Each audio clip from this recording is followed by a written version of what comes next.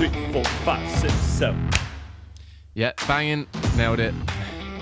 Well, I think I nailed it. You obviously think I'm way out by now. Dude, it's so funny. It is what it is. But it took me a while to understand. And I was like, oh yeah, well, Eddie hears me, so he snaps in time with me. But I have to wait for your snap to get across the damn ocean before it gets back to me. So the internet is crazy, isn't it? The internet is crazy. The speed of sound and the speed of light and the speed of photons. It's all crazy. How are you, bud?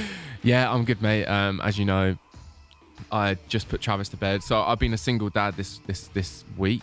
Yeah, 7 days. Shout out to all the single parents, mate. I do not know how they do it. Genuinely, I've been like, it's just been a shock to the system, mate. Like, so this is the first week that you've truly been alone. Rona's gone.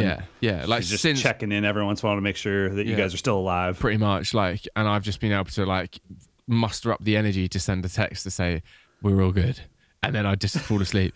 It's it's been since Travis has been born. Rona hasn't been away one night, and now we've jumped straight in the deep end. She's been away for 7 for work.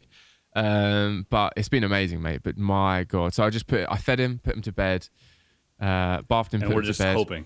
And I just set all this up in the living room, pressed on, and here we are, mate. Here we are. So shout out to all the parents.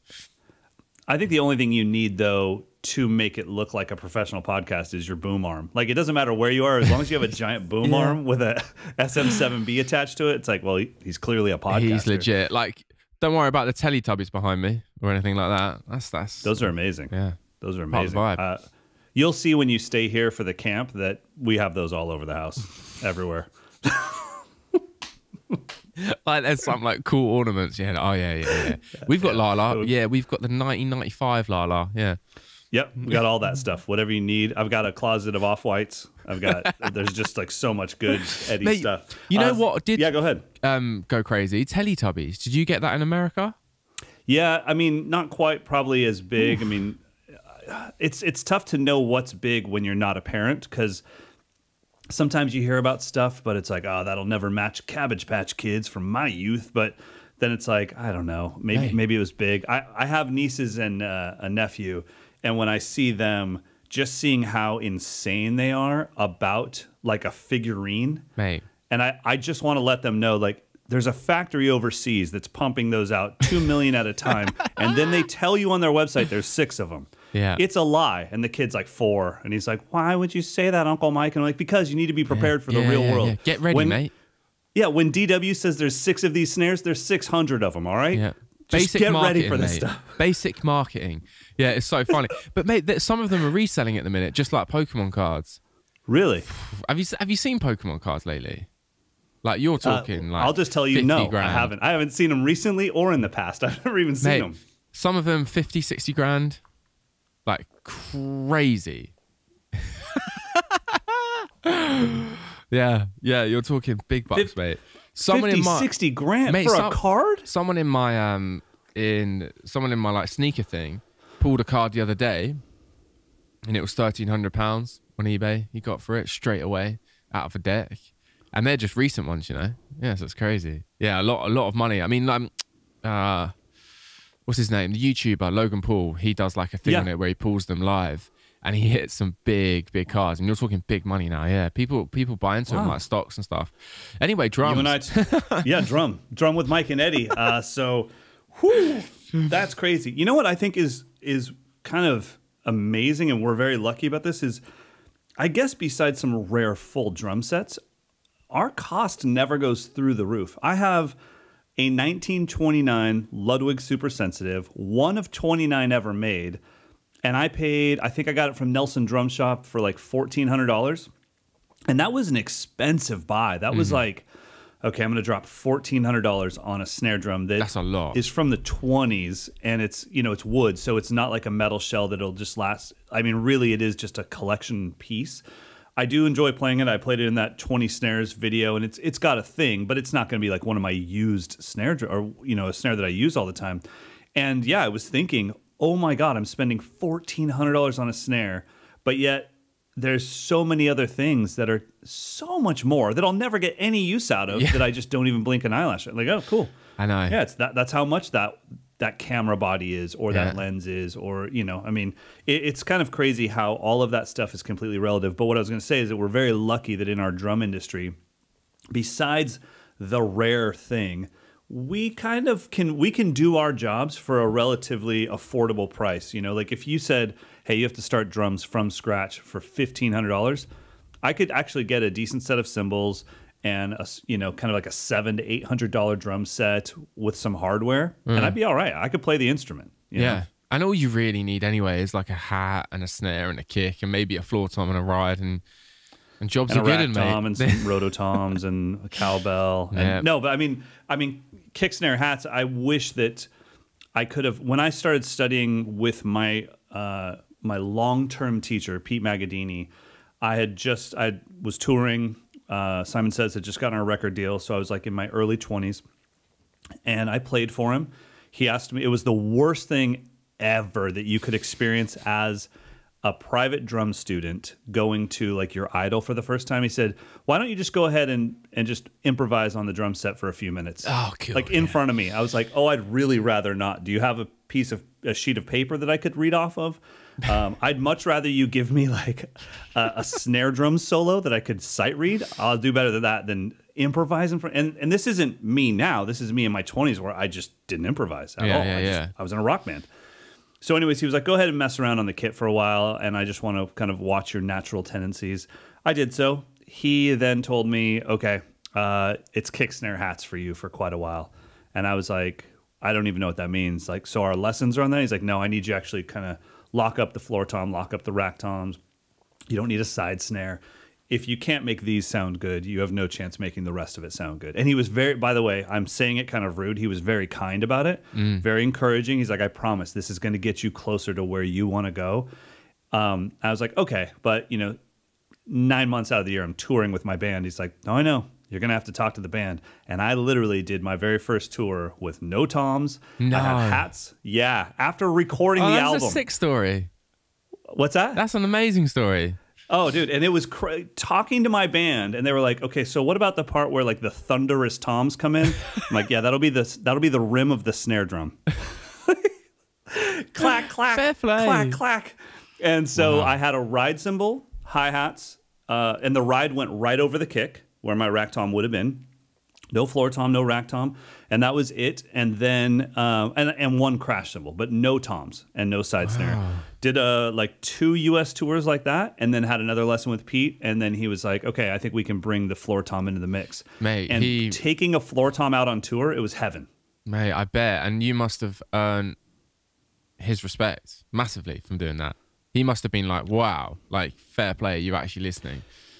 We've had a very close friendship ever since because he's my Yoda, By the way, everyone, this podcast is about lessons, and we are, I guess, getting into it now. Yep, because I've started taking lessons, and so has Mike. How many have you had since you last said? I can't remember on what episode you spoke about, but you said you would start. Yeah, so Will contacted me. Just asking like, hey, do you have enough time to get back involved in lessons? I've got some things that I want to teach. And our setup for lessons is that he's teaching me things, and then I'm trying to learn them because they're things that I can't do and things I need to work on. And then my payback is helping in any way that I can say, okay, next time you teach this, I would actually structure it this way. So trying to format the teaching of the material. So that's my payment to him, is trying to say, okay, I think we could have used 2 or 3 prerequisites leading up to this, and then make sure that there's a musical environment to explore this in and all this. And then it's kind of like I re-deliver it to him as a package deal for what he's teaching. And then hopefully, because he teaches at USC, and then hopefully if anything he's ever taught me makes it into his lesson plans, it'll be hopefully more understandable for the people he's teaching. Right. So that's kind of how. So it's been about a month now, and I would say we've had maybe 4 or 5 back and forths, And if you guys don't know who Will Kennedy is, please check out the Yellow Jackets so you can hear him play. He became my favorite drummer probably around the time I was 15 years old. He played on an album called Bang Zoom by Bobby McFerrin. Sick. And it was basically the Yellow Jackets that were the rhythm section for that album. But it was like every single track was a new drum environment that I'd never explored before. I love that. And it was probably my first time ever hearing, except for in the jazz swing world, it was my first time hearing, I don't know how to explain it, but not hearing a constant backbeat. I couldn't find the pulse. The one wasn't given to me. And I was like, oh, this is like dark, satanistic magic. Like, why would you not tell me where the one is? It's exactly what I'm going through right now. So last week I reached out to a friend basically called Steve White, who is a legend. A hero. Yeah. Yeah, an amazing drummer. He was one of the first guys actually when we did London Drum Show to come over and be like, "You all right, mate? You know, look a bit nervous." And I was like, "Mate, I'm terrified." And he just came over and he gave me a few tips, and he was just, you know, talk slow and just play how you play and enjoy it. Right. And he was wearing some suit, and I was like, "Mate, you're a legend. Who the fuck is this guy? You're so cool." And I've obviously followed him ever since and discovered who he truly is and all the amazing things. He's a heavyweight. Oh my God. He's toured, man. Like, he's done some legit things, and he's played on some amazing records, and he's an amazing guy. Yeah. And it just got to the point a couple of weeks ago where I was on his page again, and I was like, you know what? I'm just going to text him and just see if he can teach me and just show me some stuff. Specifically jazz and swing stuff, because I've never done it before, and it just intimidates me so much, like beyond belief. It's like you said, it's like everything that I've done up to this point, it's just like, okay, yeah, we're starting again, mate. Do you know what I mean? Like, yeah, you're a professional drummer, but we're starting from the beginning. Sometimes I tell people, like, when you're looking at very different genres, a lot of times I feel like saying, like, well, you don't play the same instrument that I play. Like, yes, we both play the drums, but you're in a completely different world. Not more simple, not more difficult. It's not like that at all. It's just like, that's just a different world. And I think that I used to feel that way about so many genres where I was like, God, it's just a different world. My skills don't just automatically translate to that world. And when you start to get into jazz drumming, swing music, that world, it is a different world than what you and I grew up playing. And the other thing is, there's just kind of a weird pressure of stepping outside of your comfort zone. Now, you and I have not talked about this, but I can only assume even playing a swing ride pattern on your right hand and some gridded independence exercises with your left hand, I can only assume that uploading that to Instagram, even though you did it on a pillow, was still nerve-wracking for you. Mate, I've got it in my head that I'm going to do it on my grid in like a week's time, because I haven't had a chance to go to the kit because I've been with Travis every day. But that is my aim, because, mate, he got... Right, so I went to Steve White's place. It was wicked, and he was just telling me about, like you do, which I've never done before, which is find out about the history of drums and how it all came about and how jazz started and why this is this and why that is that. And it was wicked. And, you know, he played some stuff and showed me loads of drummers. I think Art Blakey, is... Yeah, you got it. Art Blakey is the one for me at the minute. There's something really? about him. He's your guy. I love his name, Art. What a sick name. If I have another boy, he is being called Art, right? Or a girl. Not Arthur, but Art. And there was just something about, I listened to his tracks on Spotify and I was like, wow, this is cool. This is really, really cool. But anyway, he played some stuff and then he just got me going on the ride, but slow. And he just wanted me to like create this like ongoing wash and not to hear the note. And I was just like, my arm was tensing up, but I forgot how to play drums, and it was just the hardest thing ever. And he's given me some exercises to do, but like you said, shuffle with your left hand or even straights whilst playing the I mean, that in jazz, I don't know what it's called. Just called the swing ride pattern. The swing ride pattern. That just exists. And then it's like a different part of your body, isn't it? Like that is just not stopping. And then from this part of your body, everything else is just completely independent. And I think that's why I'm now attracted to jazz, is for the independence. I think it's going to open up a few doors that I've never been through before. Yeah, exactly. I mean, I've probably spent an equal amount of time on jazz drumming as I have almost anything else in my life, because I always knew how great it was for my overall four-way independence. Wow, I always tell my students, they're like, hey, I want to learn some jazz. I'm like, do you? Beginning jazz is pro-level drumming, just so you know. Like, are you sure you want to do this? Like, I'm happy to teach you. That's literally what I'm saying to myself now. I'm like, I'd love to learn jazz. I'm like, I don't know if I do. Yeah. I mean, it's so different if you grow up in it. I mean, I was very lucky that it wasn't like we chose jazz band when I was in 5th and 6th grade as a kid. It was just like, well, if you want to play drum set, then you have to be in the jazz band. That's the only thing we have at school that has a drum set. Yeah. So I fell into jazz, and I think that big band swing is very different. It's so much more relatable and applicable to rock drumming because it's the pop music of the time. It does have a backbeat. You know, you can play snare on 2 and 4. Yeah. So playing big band swing, I don't consider that like what we are talking about with jazz drumming, jazz music. So as I was going through that, it was like, okay, well, now that you're in junior high school, now you have jazz band, but you also get to be in a combo. And I'm like, okay, what's a combo? And they're like, well, it's you and a bass player and a piano player and one horn. You guys are going to have a quartet. It's like, okay, cool. Now we're playing jazz. And it was a very different thing. And I just realized very early on, it just wasn't my thing, because if I listened to other quartets or trios or whatever, and then I listened to Primus and Faith No More and, you know, Metallica, I was like, yeah, I like the others. Yes. I'll do that. Yeah. So there was a taste thing there that I just gravitated more towards rock, but still there was never a time where I thought, oh, this jazz stuff isn't good for my drumming. It's like, how could it not be? Yeah, I'm learning the language of triplets.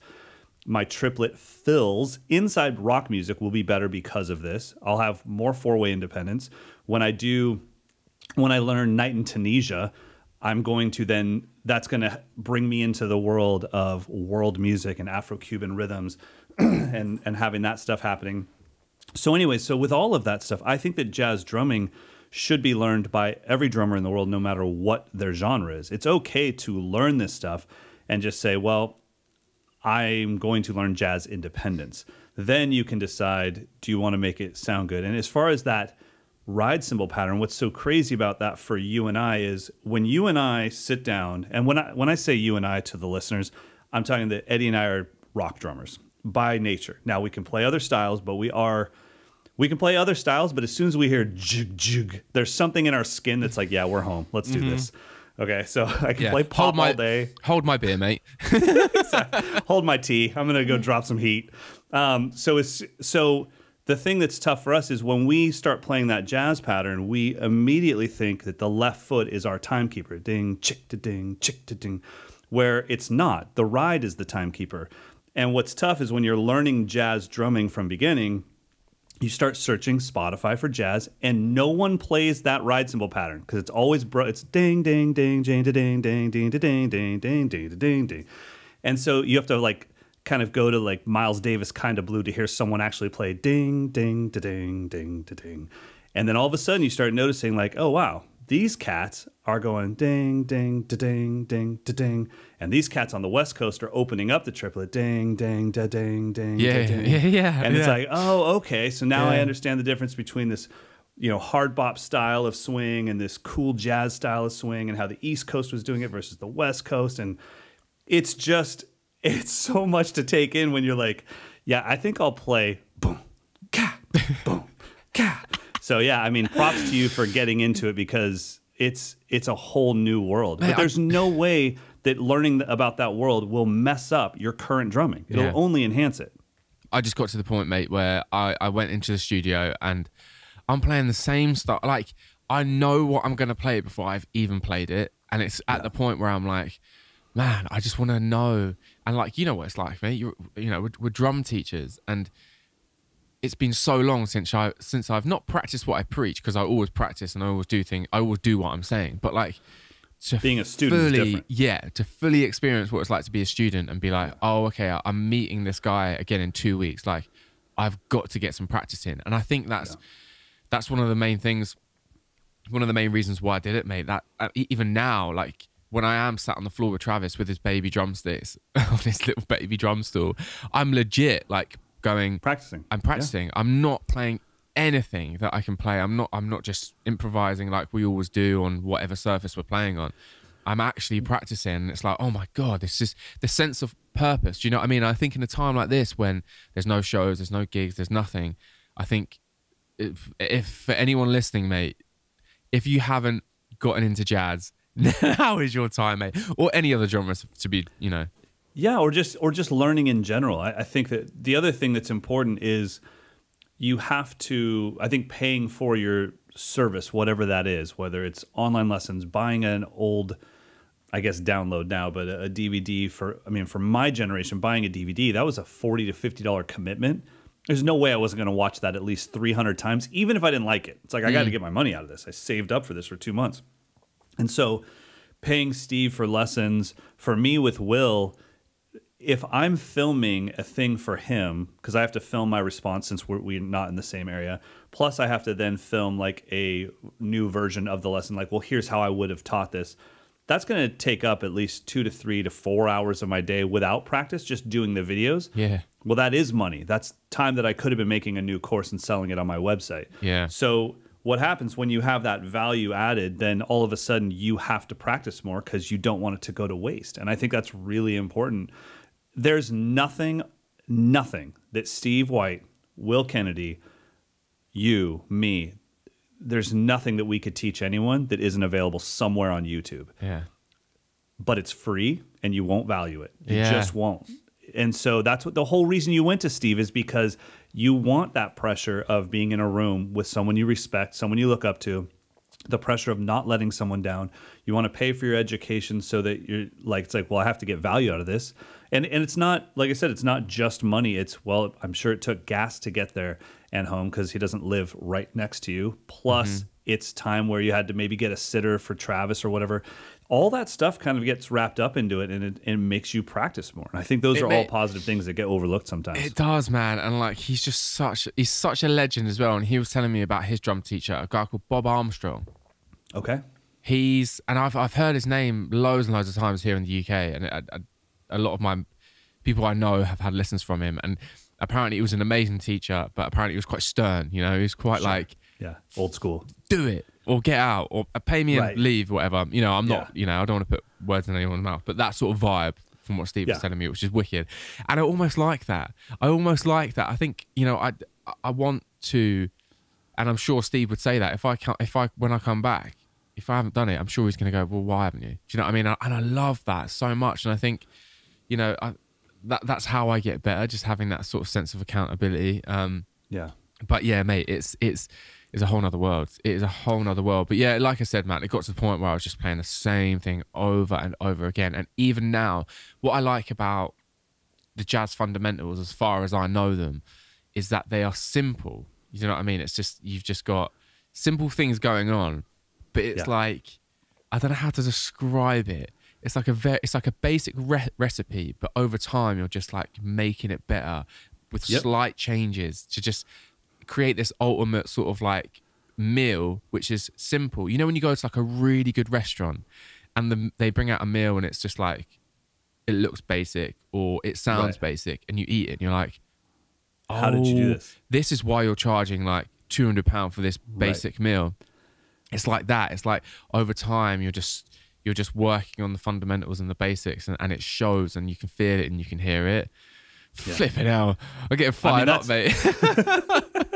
But that's what you and I've been preaching since day one of this podcast, is that the legit pros are the masters of the fundamentals. Yeah, it's 100%. Not how hard is this thing that you can do versus somebody else. It's what can you do with the same ingredients that I have? And that's exactly what cooking is. That's, you know, it's not like they're like, oh, you don't know about pus salt? It's salt with a P in the front. No, you can only find it in Madagascar, and we use pus salt. It's like, what? No, they use salt. They use salt. Like, they just use it better than we do. And it's the same thing with this vocabulary.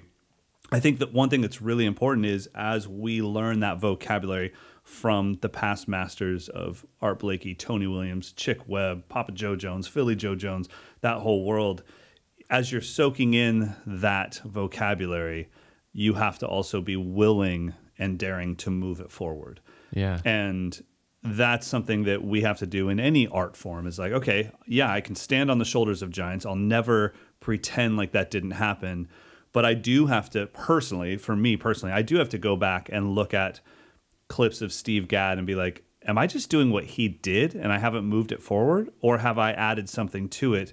Because doing what he did is plagiarism. Like, he already did it. It's out there for everybody. Now, I had to learn it in the first place. You know, I mean, my left foot hi-hat chick conversation, my little diddles, the buzz rolls, the timbre that I'm trying to get out of the drum set, that obviously is rooted in other drummers. But then eventually it's like, okay, but when does it become you? You know, you and I have had a whole episode about voice. Like, where do you find your voice? And same thing, right now, you're learning the vocabulary. But at some point, you have to stop regurgitating other people's words and speak. And that's a long, long journey. Yeah. But the one thing I just want to say to you as your friend is, like, there's nothing you can learn in that world that will take away everything you've learned as a rock drummer. Like, you'll always have that. I've never lost that, no matter how, you know, taking brush lessons didn't make me just forget how to hit something. Like, I want to know how to hit. You know, it's like, no, dude, you never lose that, ever. It's just now it's enhanced, and now your ear is open to this other world. And the cool thing is, as you're going through this, you get to find things that you get to make the decision, like whether you like it or not. You know, I still constantly reevaluate myself as a listener. I go back and I listen to Elvin Jones and Jack DeJohnette and Tony Williams, and I make the decision, all right, do you hear something different now? Do you like it more? And then sometimes the answer is no. Sometimes the answer is yes. But then a lot of times I find someone that's helping blur the lines for me, where it's like, okay, I don't really like that, but I'm pretty sure that this, you know, Stefan Harris group with Terry Angoli on drums is still rooted in jazz and jazz language, but for some reason I just kind of dig it a little bit more. It's relating to me more. So, I mean, for me, that's where the world of fusion just became such a big deal. It's probably why I'm such a huge fan of Will Kennedy. Yeah. And having him as my teacher is like heaven, because it's like, well, you were the one that first showed up on my radar in the Yellow Jackets, in Bobby McFerrin's group, where I was like, I kind of like this. I'm not doing this as homework anymore. I actually like this. Yeah. And so I think that's important for all of us to never have blanket statements of something's good or bad, because if it's achieving what it set out to achieve, then it is good. Whether you like it or not is open to discussion. It's a matter of your personal taste, but you should never move it into that category of like, well, this sucks. And it's like, does it? Well, that's exactly what I'm doing, because I don't really like jazz music. I'm with you, mate. I can listen to it for a little bit and I'm like, oh, this is really cool. And then 2 minutes in, I'm like, okay, like it's not like keeping me. Right. I respect it, but I'm the same as you, mate. Like, jazz drumming for me, within honestly like 20 seconds of sitting down with Steve, I was like, I need to work on that. And I'm actually quite shocked at how shit I am at that. You know, like, I'm like, okay, like, let me take a turn on that one, Steve. I got this, buddy. Like, and then like, nope. He was like, one thing, right, he got me doing, and my brain just went, literally. I wanted to just. He was laughing, and I like finding something that I'm really bad at, because it's like, cool, there we go. Yep. But it was just going, you know, feathering on the kick drum. So 1, 2, 3, 4. Thanks for reminding me what that was called the other day. Yep. And then you got the on the ride, the hi-hat on the 2 and 4. 2 and 4, yep. And I was going, flipping hell, I can't even mime it. And I was going 1, 2, 3, 4 on the snare. And then I was doing the ands. And when I got to the ands, my whole world crumbled in front of me, mate. And it was like, oh my God, like literally I couldn't, my balance was off, and everything, the ride just turned into a crash cymbal. And oh mate, but I just geeked out over it. I'm like, mate, finally, man, like after all these years of like playing music, playing grooves, recording, playing by ear. And then playing by ear, teaching myself all these sort of like licky things that I've like dived into the last few years. Now I'm at this new bit where I'm like, okay, independence and coordination and like dynamics, but on a whole different, whole different level. Yeah, different level. Yeah, It's amazing. and I think it's the musicality of jazz drumming that's appealing to almost any drummer, whether you're into it or not. You know, I think that seeing my first pro jazz drummers as a kid, because as a kid I would go around. I mean, we were in jazz band, so you had to go to all the jazz band festivals that the schools play and everything, but usually there will be like a guest band, like, all right, we've got Wynton Marsalis tonight and Willie Jones III is on drums, and you know, Christian McBride's on bass, and as kids you're like, well, I don't know what any of that means, but whatever. I guess, and I'm wearing a damn suit and I'm 11 and I just don't want to be here. So but I remember all of a sudden the drummer at some point would take a solo, and it was like, okay, wait a minute. Like I said, that's not the instrument that I play. I don't understand why he's making music, but I make beats. Like, I want that. I want the ability for people to stand right next to my drum set and just enjoy what's coming out, rather than being able to only clap on 2 and 4. And jazz drumming, which only exists because of jazz music, that opened my mind to that and trying to make the instrument musical. And so, you know, you can pick and choose. I mean, that's one thing that's too bad, is that a lot of times, because the way humans are, is we separate things into like, well, that sucks, that's good, you're stupid for not liking this, you're stupid for liking this. And it's like, well, why can't I just pick and choose? I mean, I'm sorry, I don't like all of it, but I do like some of it, and I really like some of it a lot. So I'm just going to curate my own museum, and it's okay. Like I put things in my museum that inspire me. I don't bring things in just because someone else told me, like, no, you have to like Miles Davis Bitches Brew. And it's like, but I don't. So it's cool. I don't know what to tell you. Like, I don't like it. You're going to have to leave now, I guess. Like, or can we still be friends because I don't enjoy this? And so I think that that's an important thing for all of us with all genres of music. When it's like, if we had this exact same podcast about world music, all the listeners right now would be like, oh yeah, no, I'm going to dig into some of that. It's okay to put on a Brazilian album and be like, that's not my thing. It's like, okay, did you give it a real chance? I think that's the big thing. Like, did you give it a chance?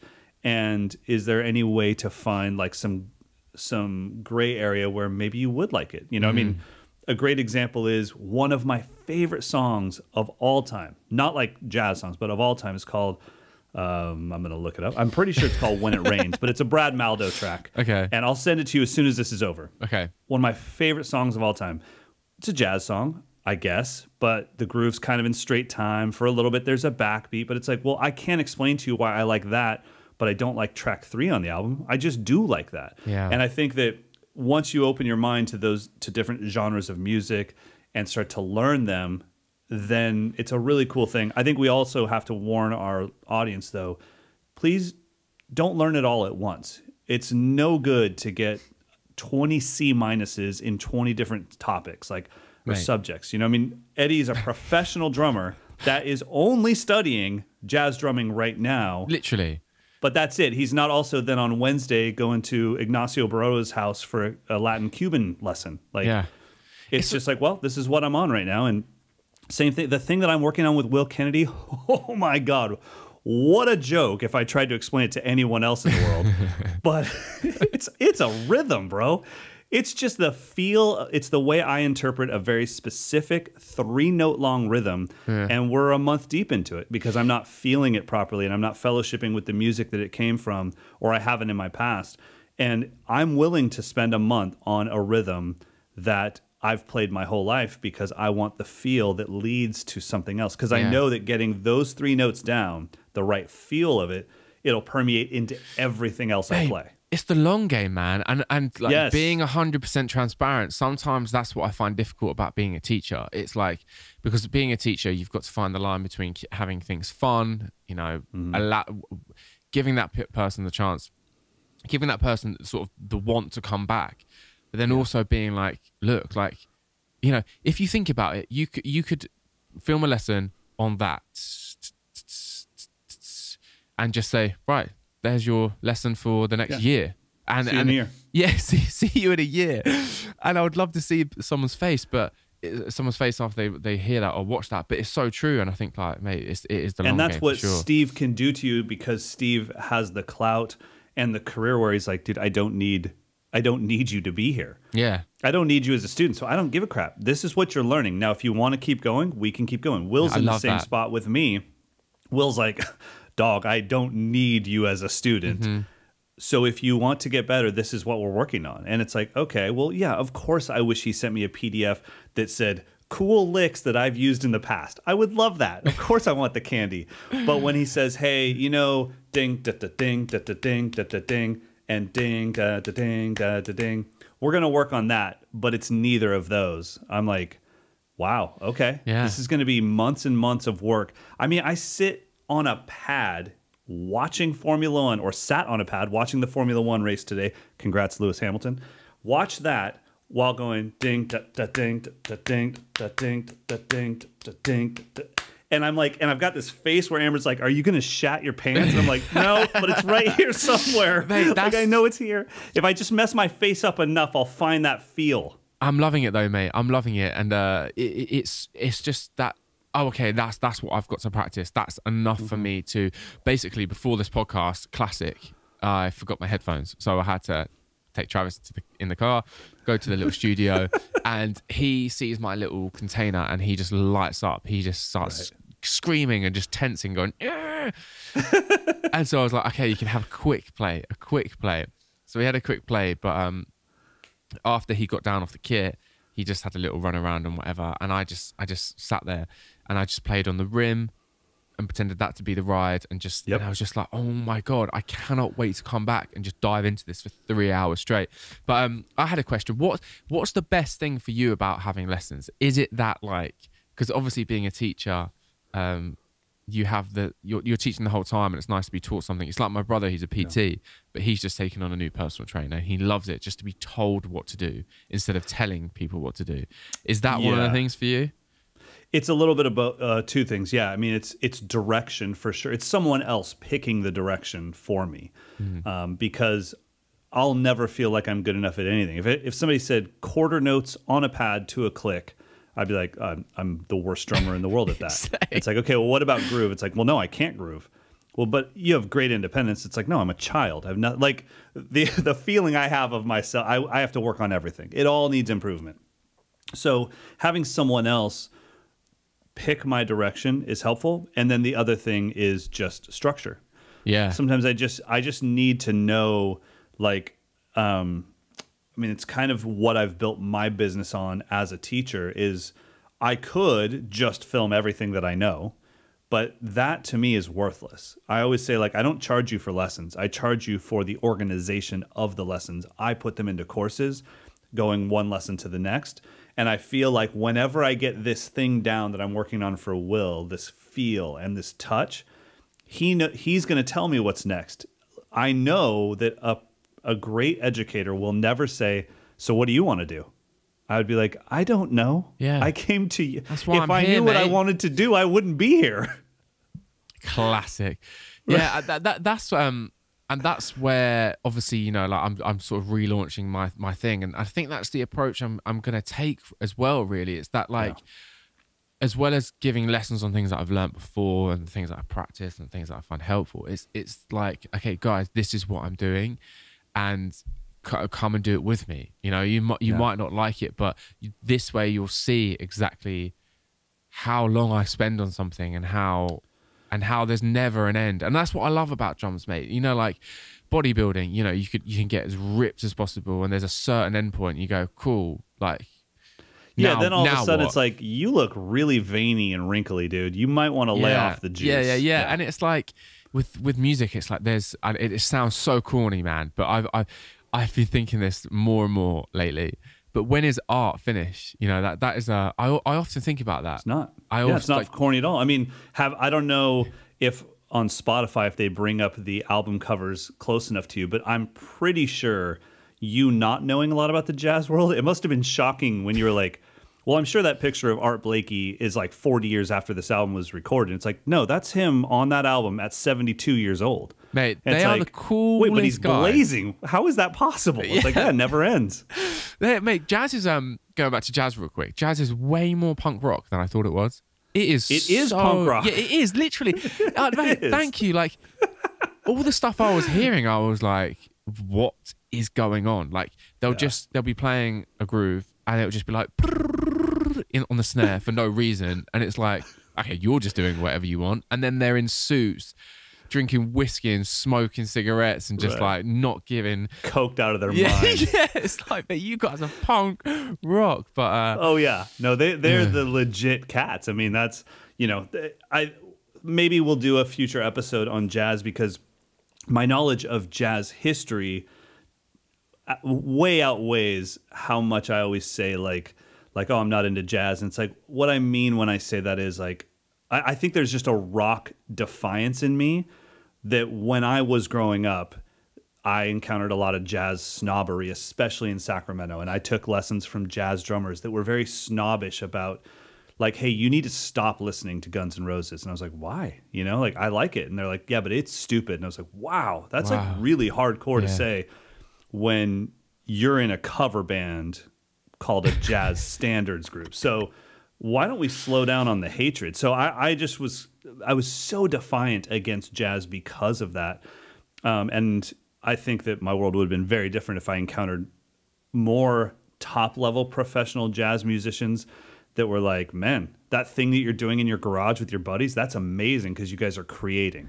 Yeah. Instead of, hey, stop doing that and swap out your buddies for people that play alto sax and, you know, upright bass. And it's like, no, I'm not going to do that. Anyways, I think that, you know, at some point when it comes to jazz, the ability for these people to get together back in the day or modern day and just push themselves as far as possible inside of an agreed upon parameter of rules, and then say, okay, these are our rules, but you are allowed to break them if you feel like you need to, and to let someone go out for a second and hold it down for them. It's like, okay, we're going to be here for you because you're taking some serious risks. Yeah. And we appreciate that. You know, I mean, I think that stuff's amazing. And I think that the history of jazz music, the heroes of jazz music, the more that you learn about them, especially the band leaders, that's the one thing that you can study the history of band leaders, whether it be Miles Davis and what he did with Herbie,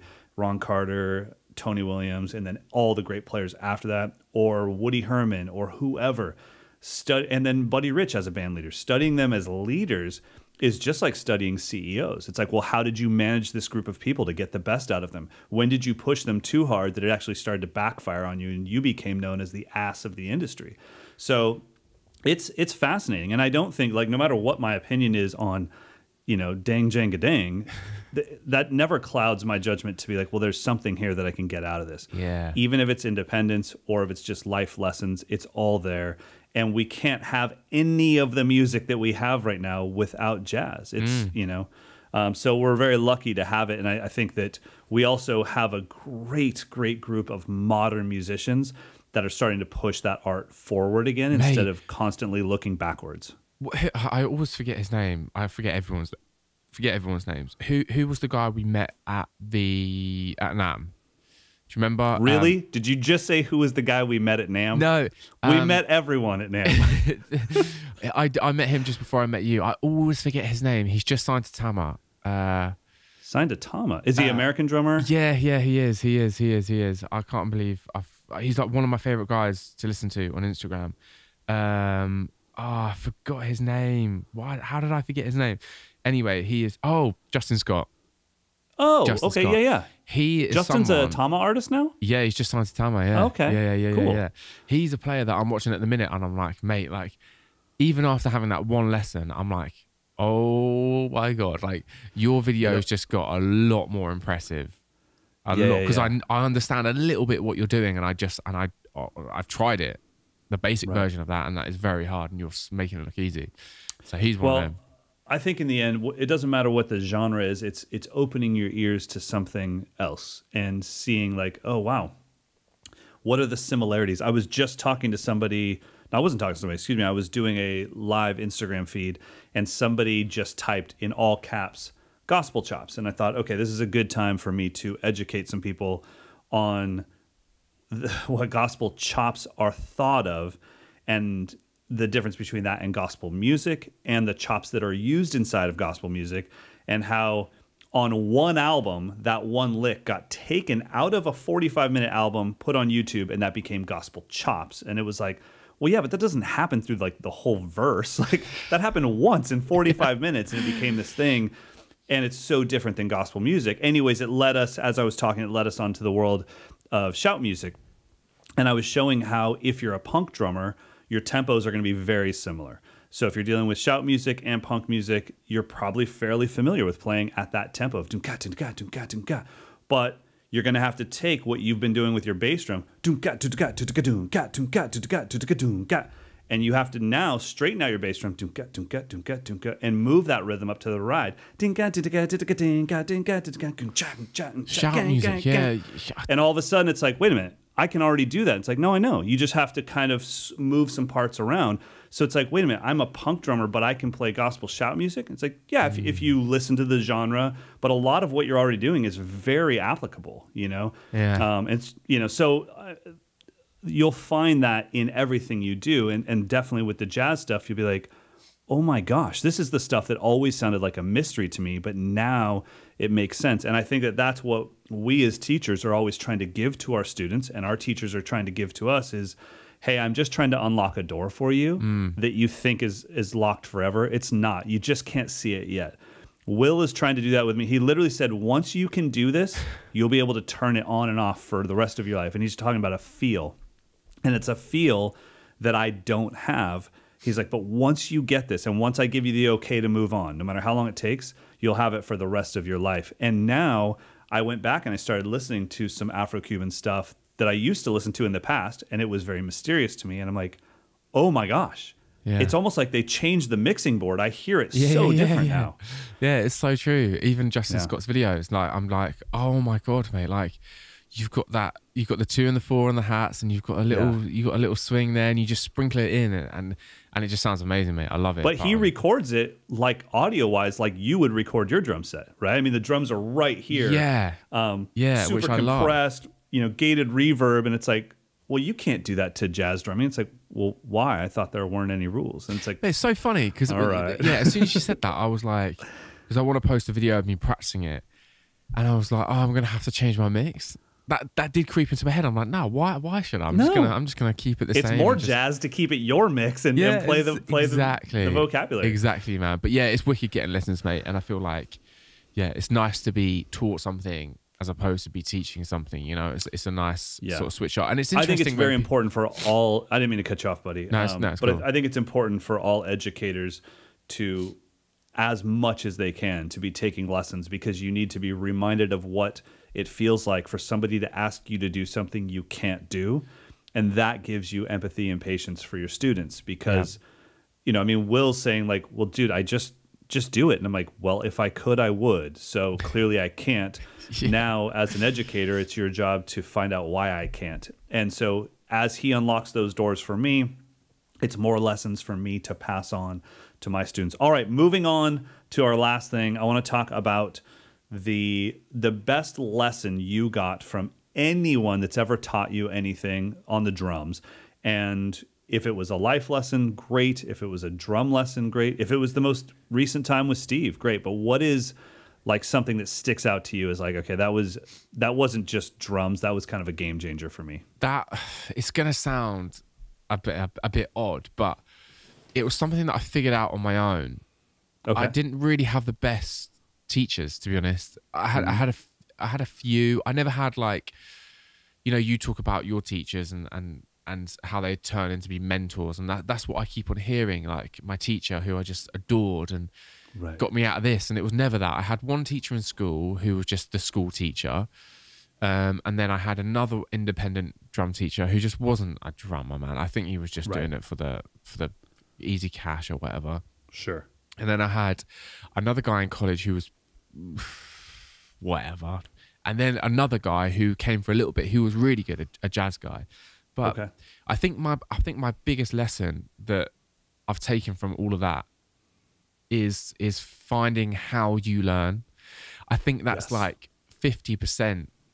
I think, you know, what you're practicing, obviously 50%, but then how you learn. Like once you figure that out, and once I figured that out, it was just a game changer, mate. I spent so long being forced to be taught in this different way, in a way that didn't work for me. And to me, I felt like, you know, even if they weren't trying to make me feel like that, I used to walk away thinking, well, why? I know I love the drums. I know I'm kind of good at them, but yet like these lessons aren't, I'm walking away thinking that I failed or like I'm not getting better.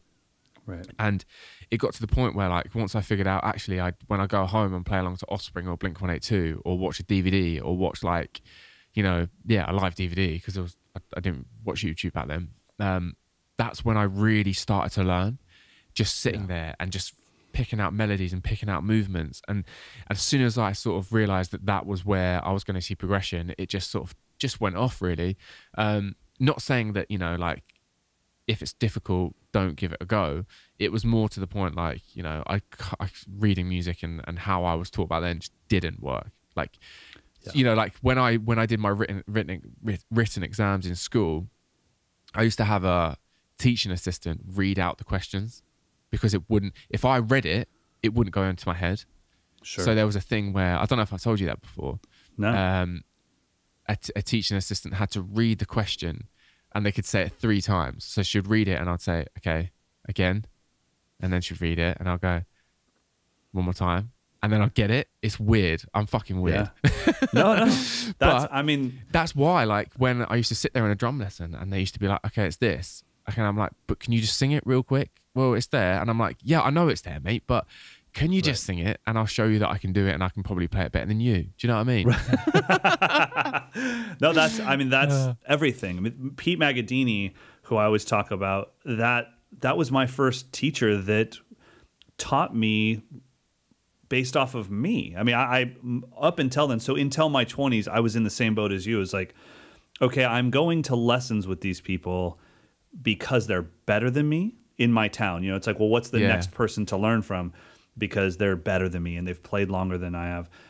But it was like, okay, but I was standing outside for the kid before me. You taught him the same thing and you taught it the same way. And I'm telling you, this isn't what I'm into. It's not working for me. And you're not drawing any lines for me between what we're learning and where I want to go. And Pete was the very first person to sit me down. And I had been teaching privately for a while, but just like when you start anything, you're not going to be good at it. I wasn't a great teacher in the beginning. But Pete was the first person that just said, like, 10 years from now, 20 years from now, where do you see yourself on this instrument? And it was like, okay, well, that's a weird question, but I'll tell you what I wish I could do. And then he said, okay, cool. Well, I'm going to start working on a plan to get us there. And it was like, oh. Well, aren't I supposed to buy the same book that the last guy bought? And it's like, no, that book has nothing to do with your dreams and your future for yourself. So I'm going to create a plan for you. And I think that's a really important thing that we as educators always have to ask our students, what do you want to do? Like, I'm not going to teach you jazz independence if you say, all I ever want to do is hold it down in a top 40 pop band. Like, I want to play weddings for the rest of my life. It's like, cool. That's great. That's awesome. Yeah. I got you. Let's work on that stuff.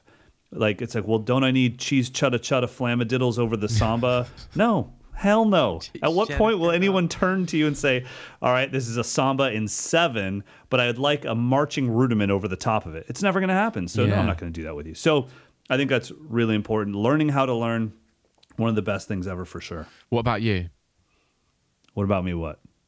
Well, what was one of the biggest life lessons?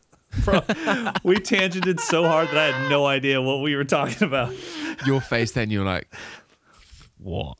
What about me? What was the biggest lesson was definitely from Pete, and it was I had just come off the road. I had been given a floor tom.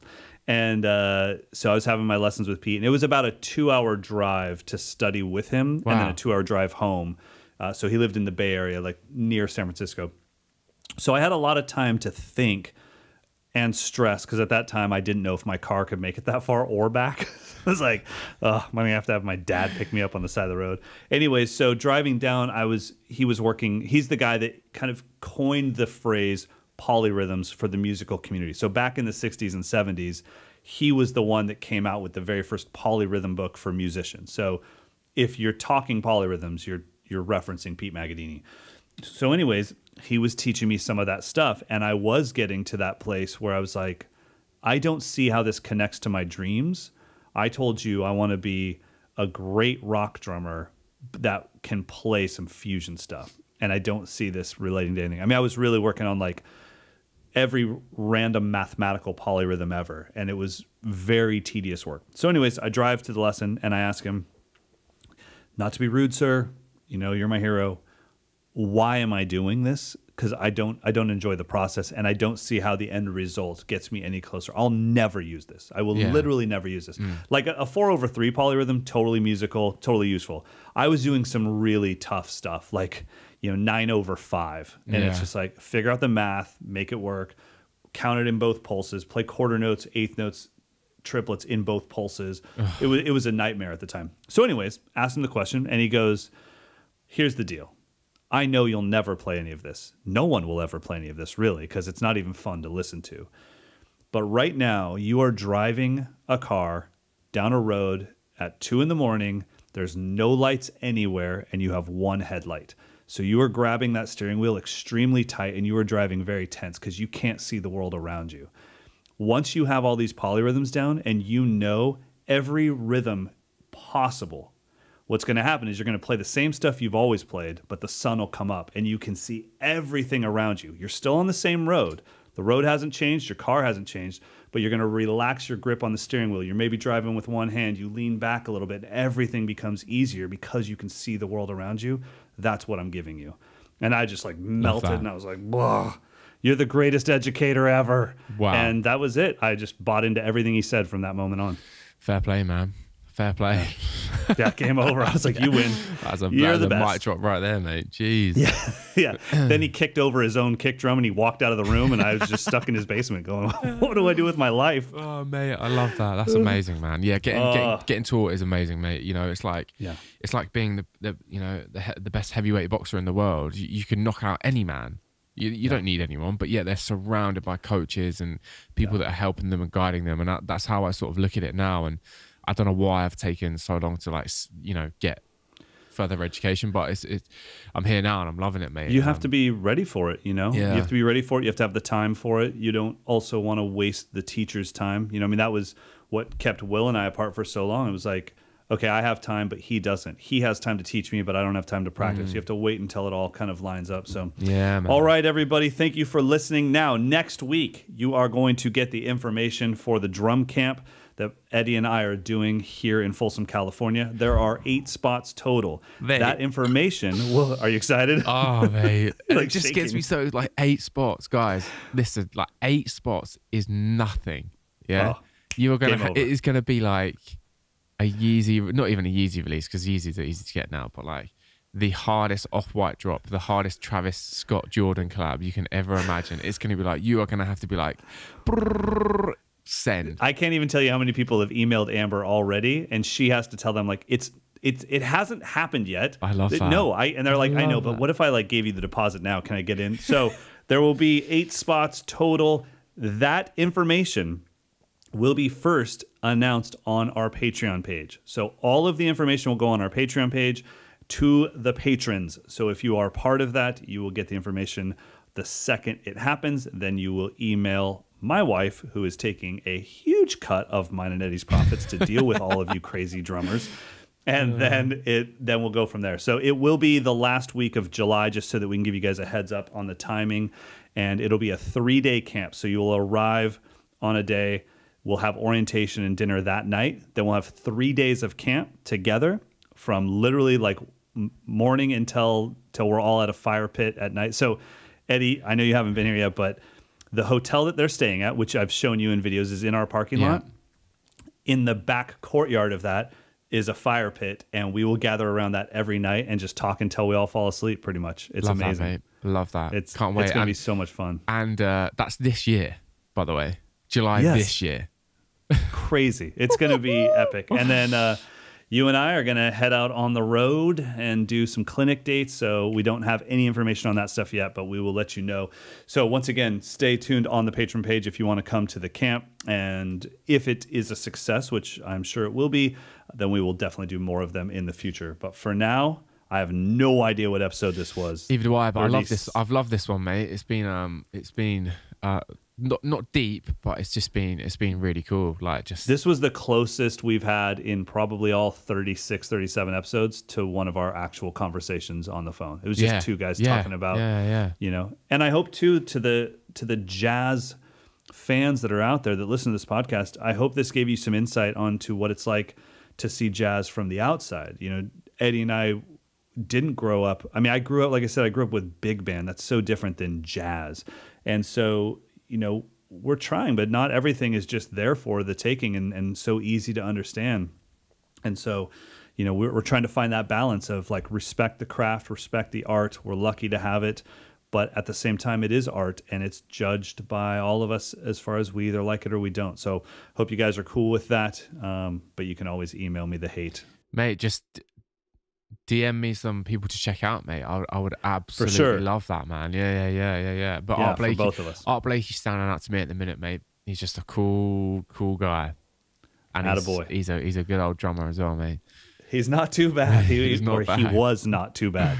But yeah, I mean, there's hope for all of us, man. Roy Haynes still kicking. I think he's damn near 100 now, and so God, they're all legends, aren't they? They're just so, when I get to that age, I wish I could be as cool as those guys. You know what I mean? Well, I'm hoping that when you're here for camp, I'm hoping that like the night after camp, there's maybe a show in the Bay Area at Yoshi's with someone that I would love to take you to your first jazz that would be sick. Show at because it's at a sushi restaurant. So we eat sushi, we watch jazz, and it's amazing. So yeah, all right, everybody, have an amazing day. If you can, please rate and review this podcast. That helps other drummers find it. We absolutely appreciate it. If you want to join our Patreon group, just head over to patreon.com/drum with Mike and Eddie.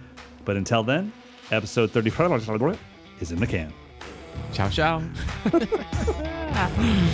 Brilliant. One, two, three, four. Like that. Shing, ding, ding, ding, ding.